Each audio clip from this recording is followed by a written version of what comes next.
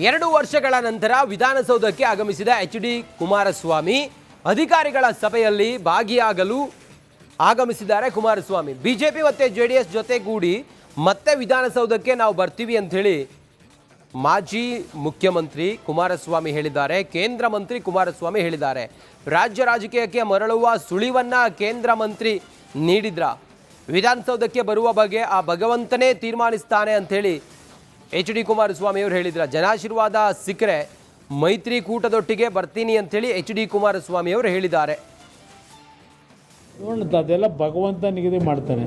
ಜನತೆ ಜೊತೆಗೆ ಜನತೆ ಆಶೀರ್ವಾದ ಜೊತೆಗೆ ಆ ಭಗವಂತ ಏನೇನು ನಮ್ಮ ಹಣೆಯಲ್ಲಿ ಬರೆದಿರ್ತಾನೆ ಅದರ ಪ್ರಕಾರ ನಾವು ಈ ಒಂದು ಕೆಲಸವನ್ನು ನಿರ್ವಹಣೆ ಮಾಡಬೇಕಾಗ್ತದೆ. ನೋಡೋಣ ಮುಂದಿನ ದಿನಗಳಲ್ಲಿ ಏನೇನು ಭಗವಂತನ ಇಚ್ಛೆ ಇದೆ ಅದ್ರ ಜೊತೆಗೆ ನಮ್ಮ ಮೈತ್ರಿ ಪಕ್ಷದ ಒಂದು ಹೊಂದಾಣಿಕೆ ಏನಿದೆ ಅದರಿಂದ ಇವತ್ತು ದೆಹಲಿಯ ಹಿರಿಯ ಹೈಕಮಾಂಡ್ ಏನಿದೆ, BJPಯ ಹಿರಿಯ ನಾಯಕರಿರ್ಬೋದು, ರಾಜ್ಯದ ನಾಯಕರುಗಳಿರ್ಬೋದು, ನಾವೆಲ್ಲ ಜೊತೆಗೂಡಿ ಮುಂದಿನ ದಿನಗಳಲ್ಲಿ ವಿಧಾನಸೌಧಕ್ಕೆ ಬರ್ತಕ್ಕಂಥದ್ದಕ್ಕೆ ಪ್ರಯತ್ನ ಪಡ್ತೀವಿ.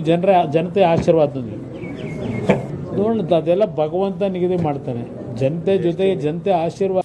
2 ವರ್ಷಗಳ ನಂತರ ವಿಧಾನಸೌಧಕ್ಕೆ ಆಗಮಿಸಿದ ಎಚ್.ಡಿ. ಕುಮಾರಸ್ವಾಮಿ ಅಧಿಕಾರಿಗಳ ಸಭೆಯಲ್ಲಿ ಭಾಗಿಯಾಗಲು ಆಗಮಿಸಿದ್ದಾರೆ. ಕುಮಾರಸ್ವಾಮಿ ಬಿಜೆಪಿ ಮತ್ತು ಜೆಡಿಎಸ್ ಜೊತೆಗೂಡಿ ಮತ್ತೆ ವಿಧಾನಸೌಧಕ್ಕೆ ನಾವು ಬರ್ತೀವಿ ಅಂತ ಹೇಳಿ ಮಾಜಿ ಮುಖ್ಯಮಂತ್ರಿ ಕುಮಾರಸ್ವಾಮಿ ಹೇಳಿದ್ದಾರೆ. ಕೇಂದ್ರ ಮಂತ್ರಿ ಕುಮಾರಸ್ವಾಮಿ ಹೇಳಿದ್ದಾರೆ. ರಾಜ್ಯ ರಾಜಕೀಯಕ್ಕೆ ಮರಳುವ ಸುಳಿವನ್ನ ಕೇಂದ್ರ ಮಂತ್ರಿ ನೀಡಿದ್ರ ವಿಧಾನಸೌಧಕ್ಕೆ ಬರುವ ಬಗ್ಗೆ ಆ ಭಗವಂತನೇ ತೀರ್ಮಾನಿಸ್ತಾನೆ ಅಂತ ಹೇಳಿ ಎಚ್.ಡಿ. ಕುಮಾರಸ್ವಾಮಿ ಅವರು ಹೇಳಿದ್ರ. ಜನಾಶೀರ್ವಾದ ಸಿಕ್ಕರೆ ಮೈತ್ರಿಕೂಟದೊಟ್ಟಿಗೆ ಬರ್ತೀನಿ ಅಂತ ಹೇಳಿ ಎಚ್.ಡಿ. ಕುಮಾರಸ್ವಾಮಿ ಅವರು ಹೇಳಿದ್ದಾರೆ.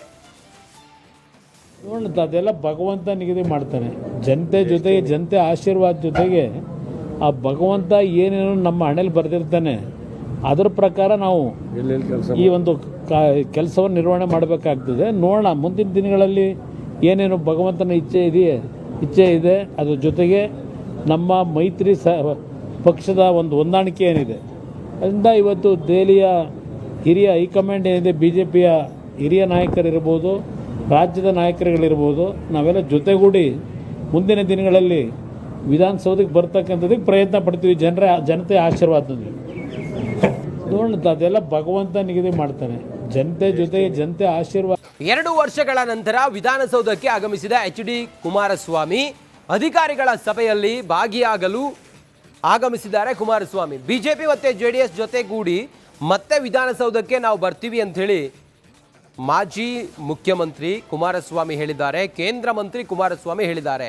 ರಾಜ್ಯ ರಾಜಕೀಯಕ್ಕೆ ಮರಳುವ ಸುಳಿವನ್ನ ಕೇಂದ್ರ ಮಂತ್ರಿ ನೀಡಿದ್ರ ವಿಧಾನಸೌಧಕ್ಕೆ ಬರುವ ಬಗ್ಗೆ ಆ ಭಗವಂತನೇ ತೀರ್ಮಾನಿಸ್ತಾನೆ ಅಂತ ಹೇಳಿ ಎಚ್.ಡಿ. ಕುಮಾರಸ್ವಾಮಿ ಅವರು ಹೇಳಿದ್ರ. ಜನಾಶೀರ್ವಾದ ಸಿಕ್ಕರೆ ಮೈತ್ರಿಕೂಟದೊಟ್ಟಿಗೆ ಬರ್ತೀನಿ ಅಂತ ಹೇಳಿ ಎಚ್.ಡಿ. ಕುಮಾರಸ್ವಾಮಿ ಅವರು ಹೇಳಿದ್ದಾರೆ. ನೋಡೋಣ. ಅದೆಲ್ಲ ಭಗವಂತ ನಿಗದಿ ಮಾಡ್ತಾನೆ.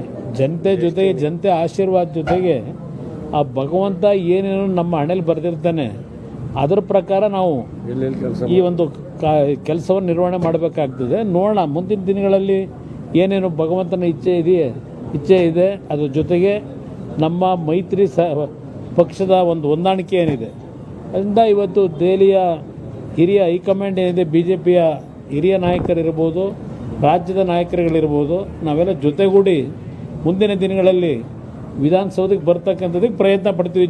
ಜನತೆ ಆಶೀರ್ವಾದದಲ್ಲಿ ನೋಡೋಣ. ಅದೆಲ್ಲ ಭಗವಂತ ನಿಗದಿ ಮಾಡ್ತಾನೆ.